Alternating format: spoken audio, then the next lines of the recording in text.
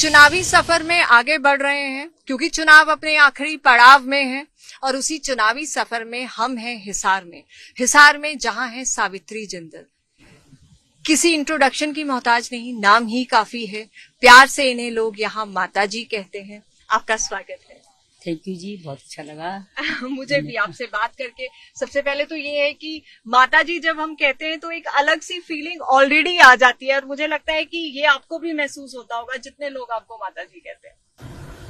अच्छा लगता है क्योंकि असल में हिसार मेरा पूरा परिवार है। तो परिवार के जब बच्चे जो हैं माता जी कहें तो बहुत अच्छा लगता है। एक अपनापन लगता है। बिल्कुल अपनापन लगता है।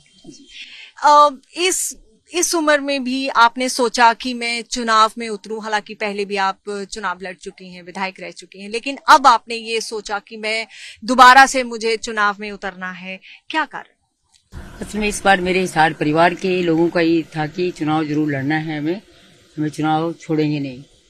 तो उन्होंने मुझे कहा कि चुनाव आपको लड़ना ही पड़ेगा। तो मैं तैयार हो गई कि मैं भी चाहती थी कि मैं, क्योंकि बीच में मैं 10 साल पहले थी जी पॉलिटिक्स के अंदर, और 10 साल फिर मैं बीच में एक बार चुनाव हार गई थी, एक बार का मैंने चुनाव छोड़ दिया था जी। तो मैंने भी कहा कि ठीक है, अब की बार मैं इनके साथ मिलके और अपने हिसार को, जो जिंदल साहब सपना देखते थे कि मेरा हिसार बहुत सुंदर और विकसित शहर हो, मैं उन्हीं को पूरा करने को पूरा कोशिश करती हूँ। किस बात को लेकर आप आगे बढ़ रही हैं? मौजूदा राजनीतिक माहौल को पहले तो आप किस नजर से देखती हैं? देखिए, राजनीतिक माहौल तो आपको मालूम ही है, सभी अपनी अपनी पार्टियों के लिए काम कर रहे हैं, सभी अपनी पार्टियों के लिए वोट मांग रहे हैं। यहाँ पर मेरा साथ तो मेरा हिसार परिवार सारा लगा हुआ है, पर हमें जो है हिसार की जो मूलभूत सुविधाएं हैं, मेरे शहरवासियों ने मुझे ये बतलाया कि हमारी जो मूलभूत सुविधाएं हैं वे हमें जरूर चाहिए और सबको चाहिए भी।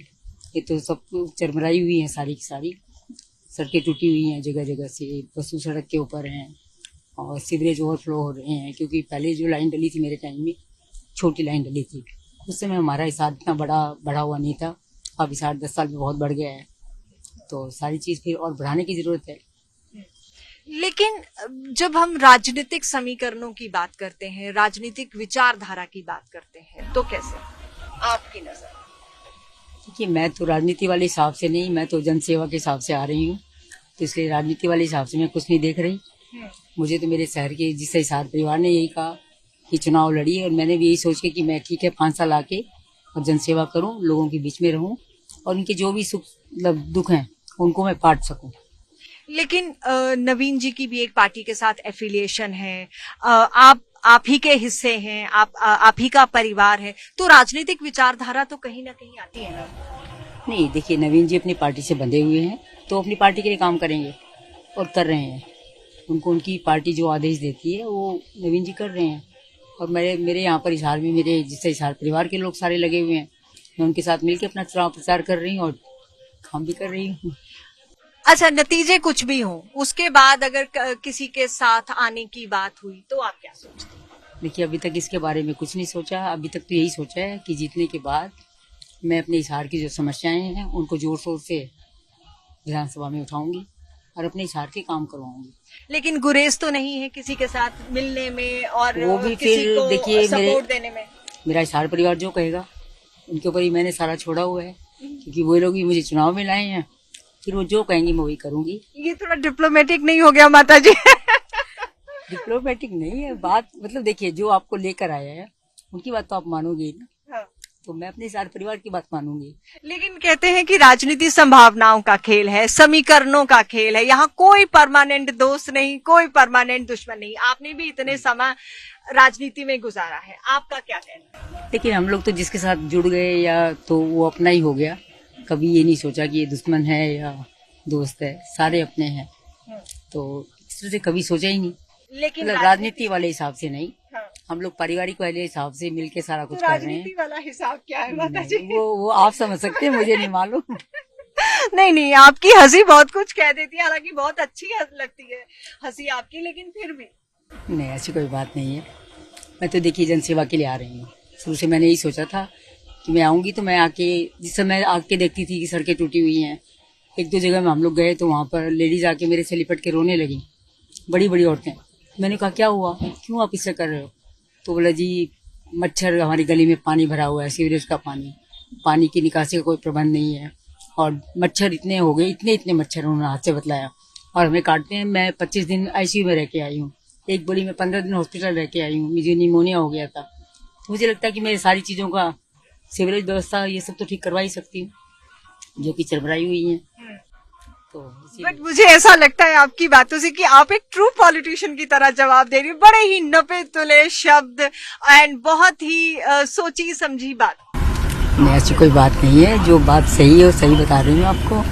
लेकिन आपको नहीं लगता कि इस एज में आप रिटायर होके कुछ और सोचती अब, क्योंकि आप 2 बार आपने जैसे कि कहा कि मैं चुनाव लड़ चुकी, मैं लोगों की सेवा कर चुकी, इस टाइम पर भी अगर आप इतना हेक्टिक शेड्यूल में अपने आप को कर रही हो तो क्या ऊर्जा देता है? नहीं देखिए, हेक्टिक शेड्यूल तो है, लेकिन जब आप सब अपने के बीच में जाते हो और उनसे आपको बहुत अच्छा मतलब सब मिलता है, सारे लोग आपको चाहते हैं, तो वहाँ पर जाके पता ही नहीं लगता कि मतलब एज वाला तो कोई उसमें है ही नहीं। क्योंकि देखिए आपका बिजनेस परिवार है लेकिन राजनीतिक परिवार भी है, उससे इनकार बिल्कुल नहीं किया जा सकता। तो राजनीतिक चर्चाएं भी होती हैं परिवार में, एफिलिएशंस भी होती हैं। परिवार के अंदर कोई राजनीतिक चर्चा नहीं होती।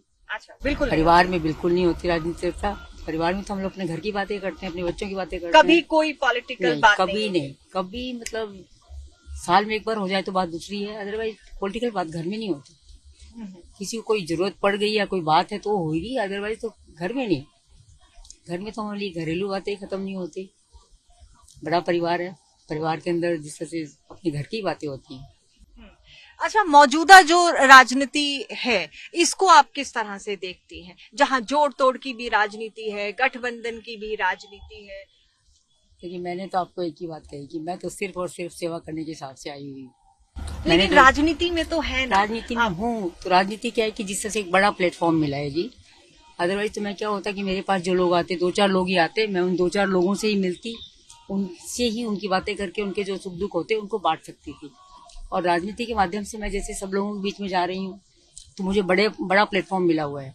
ज़्यादा लोगों के बीच में जा रही हूँ, ज़्यादा लोगों की सुख दुख पता लग रहे हैं और मैं ज़्यादा लोगों की सेवा कर सकूंगी, उनके दुख दूर कर सकूंगी, तो मुझे अच्छा लगेगा।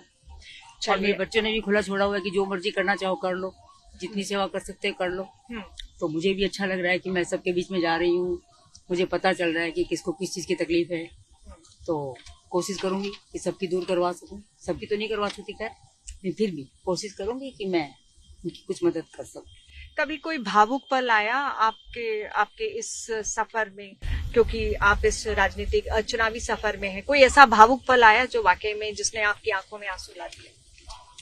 कि देखिए, इसके अंदर तो ये कि मैंने आपको बताया ना कि मैं जिस गरीब बस्तियों में जाती हूँ तो वहाँ पर लेडीज आके मुझे यही बोली कि हमारे यहाँ सफाई नहीं होती। तो एक बड़ी सी लोग झाड़ू उठा के ले आए हमारे पास। तो पहले तो लगा कि झाड़ू किस लिए लाए, समझ में नहीं आई, लेकिन बाद में पता लगा, वो बताया कि हमारे बच्चे जो हैं जो अच्छे अच्छे काम कर रहे हैं वो बच्चे आके झाड़ू सफाई करते हैं, और इतने मच्छर हैं कि हमें मच्छर काटते हैं, हमें डेंगू हो जाता है।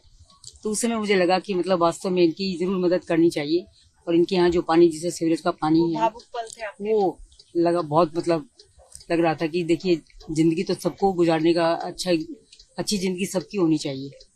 ये तो नहीं कि मतलब कोई गलियों में रह रहा है तो उसके अंदर उनको सीवरेज का पानी और गंदगी के बीच में रहना पड़े।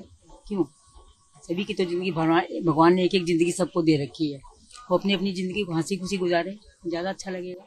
चलिए, आपका ज्यादा वक्त नहीं लूंगी क्योंकि एक डेस्टिनेशन से दूसरे डेस्टिनेशन तक का सफर आपका ये तय हो गया है, लेकिन क्योंकि ऐसा माना जा रहा है और ये चर्चाएं भी हैं कि ये बाइपोलर कंटेस्ट है भाजपा और कांग्रेस में, आप अगर ये वक्त आ गया कि आपको किसी एक के साथ जाना हुआ तो क्या सोचेंगे? हालांकि आप मुस्कुरा रही हैं तो मुझे पता है बड़ा ही डिप्लोमेटिक आंसर आपकी तरफ से आने वाला है। नहीं, ऐसी कोई बात नहीं है। मैंने तो बताया आपको कि जो मेरा हिसार परिवार कहेगा ना मैं वो कर लूंगी, लेकिन अभी तक कोई के बारे में हमने सोचा नहीं है बिल्कुल भी। सिर्फ और सिर्फ हम लोगों ने मिलकर यही सोचा है कि भाई मैं चुनाव लड़ूंगी और लोगों की सेवा करूंगी। क्या आप अपने आप को एक पॉलिटिशियन तो मानती है ना? पॉलिटिशियन नहीं, मैं तो अपने आप को जनता का सेवक मान रही हूँ, जनता की सेवा करना चाहती हूँ। लेकिन राजनीति में होके कोई कैसे पॉलिटिशियन नहीं हो सकता? पॉलिटिशियन मुझे नहीं पता, पॉलिटिशियन किसको समझते हैं मुझे नहीं मालूम। चलिए कोई बात नहीं, आपकी खूबसूरत सी स्माइल बहुत कुछ कह देती है। बहरहाल ये थी माताजी जिन्होंने अपनी बात रखी। हालांकि उनका कहना है कि वो सेवा भाव से इस चुनाव में उतरी हैं, इस चुनावी दंगल में हैं। अब ये राजनीतिक सफर उन्हें आगे कैसे और कहां लेकर जाएगा, ये तो आने वाला वक्त ही तय करेगा। नमस्कार।